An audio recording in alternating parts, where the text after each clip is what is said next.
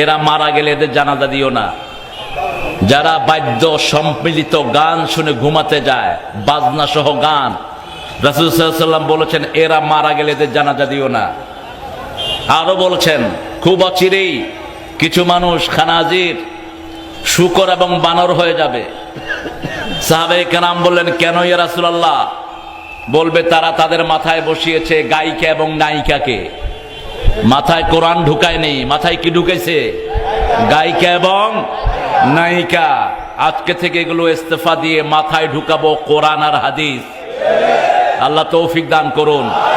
কোরআনের চেয়ে শ্রেষ্ঠ সঙ্গীত পৃথিবীতে আর একটিও নাই। আমার রক্তে সঙ্গীত, আমার রক্তে সঙ্গীত। আমি এ পর্যন্ত প্রায় অসংখ্য গান আমি লিখেছি, কিন্তু যেদিন শুনেছি বিশ্বনবী সাল্লাল্লাহু আলাইহি ওয়াসাল্লাম বলেছেন মান লাম ইয়াতাগান্না বিল কোরআন লাইসা মিন্না, যে কোরআনকে নিয়ে সুর করে পড়বে না, সঙ্গীত করবে না, সে আমার উম্মত না। আমি ছেড়ে দিয়েছি এগুলো। কিসের সঙ্গীত, কিসের গান? পৃথিবীর যে কোনো গান একবার দুইবারের বেশি মানুষের ভালো লাগে না। আর এমন আল্লাহ সঙ্গীত দিলেন, সূরা ফাতিহা প্রতিদিন শত শতবার পড়ি, যতবার হৃদয় দিয়ে পড়ি চোখ ভেজে যায় পানিতে। যতবার শুনি তত মজাই লাগে। কোনদিন এটা পুরান হয় না। লা ইউবলা আজাইবুহু ওয়া লা ইহসা গারাইবুহু। বিশ্বনবী সাল্লাল্লাহু আলাইহি ওয়াসাল্লাম বলছেন এই কোরআন কোনদিন পুরান হবে না, কোনদিন এটার আবেদন শেষ হয়ে যাবে না, নতুনই লাগতে থাকবে। আল্লাহ আমাদেরকে কোরআনের বন্ধু বানান। হতে রাজি আছেন তো? সবাই রাজি আছেন? আল্লাহ কবুল করুন। যৌতুক আছে এলাকায়?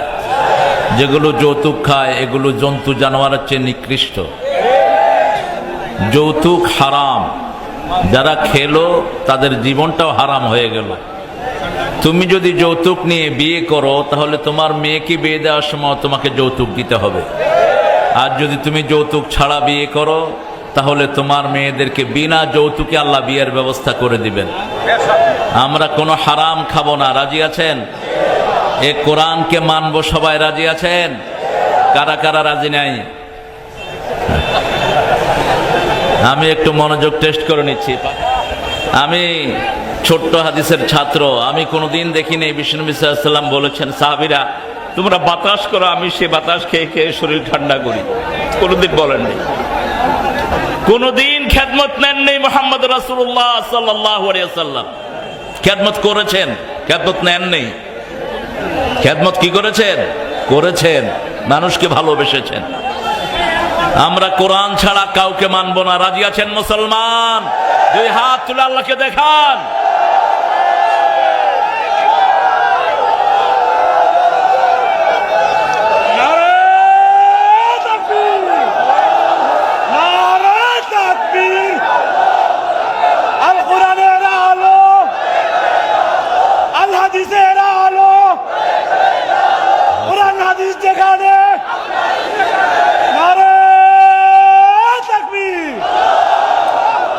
আল্লাহ সবাইকে কবুল করুন। এটা যদি মনের ওয়াদা হয় জীবনের সব গুনাহ আল্লাহ মাফ করে দিয়েছেন। এটার উপরে যদি মারা যেতে পারেন আল্লাহ বলেছেন আমি মাফ করে জান্নাত দিয়ে দেব। সূরা বাকারার শেষ দুটি আয়াত বিশ্বনবী রাতে পড়তেন। মুসলিম শরীফের বর্ণনা কাফাতা খাওয়াতিমা সূরাতুল বাকারা, যে রাতে সূরাতুল বাকারার শেষ দুই আয়াত পড়বে সারা রাতের ইবাদতের জন্য এই দুই আয়াত যথেষ্ট হয়ে যাবে। আল্লাহ সেখানে ওয়াদা নিচ্ছেন সামি'না ওয়া আতা'না গফরানাকা রাব্বানা ওয়া ইলাইকাল মাসির। আমরা যখন বলি সামি'না, ও আল্লাহ আমরা শুনলাম, আল্লাহ বলেন আমিও গ্রহণ করলাম। আমরা যখন বলি আতা'না মেনে নিলাম, আল্লাহ বলেন আমিও কবুল করলাম। আমরা যখন বলি গফরানাক, আল্লাহ আপনার ক্ষমা চাই, আল্লাহ বলেন আমিও তোমাদের জীবনের গুনাহ মাফ করে দিলাম। গোলামের জন্য এর চেয়ে বড় সুসংবাদ কি? মালিক তাকে মাফ করে দিবে, ঠিক কিনা? এমন মালিক পেয়েছি যেটা অন্য কেউ পায়নি, আমরা পেয়েছি আলহামদুলিল্লাহ। নি'মাল মাওলা ওয়া নি'মান নাসির। নাসির আসে যুদ্ধে যারা সাহায্য করে তাদের জন্য নসরত শব্দটি ব্যবহৃত হয়। যিনি শত্রুকে সহযোগিতা শত্রুকে রোখার জন্য যিনি অস্ত্র দেন তিনি হলেন নাসির। এজন্য সব জায়গায় নাসির শব্দটা আসেনি। যেমন আউন এসেছে, তাআওয়ানু আলাল বিররি ওয়াত তাকওয়া, এটা আউন, এটা নাসির না, নুসরত না। ফামা লাহুম মিন নাসিরিন, যারা আল্লাহর বিরুদ্ধে যায় আল্লাহ বলছেন তাদের কোনো সাহায্যকারী নাই। বাহ্যত দেখা যায় তাদের অনেক অস্ত্র, কিন্তু অস্ত্রগুলো কাজে লাগবে না, সব আল্লাহ অকেজো করে দিবেন।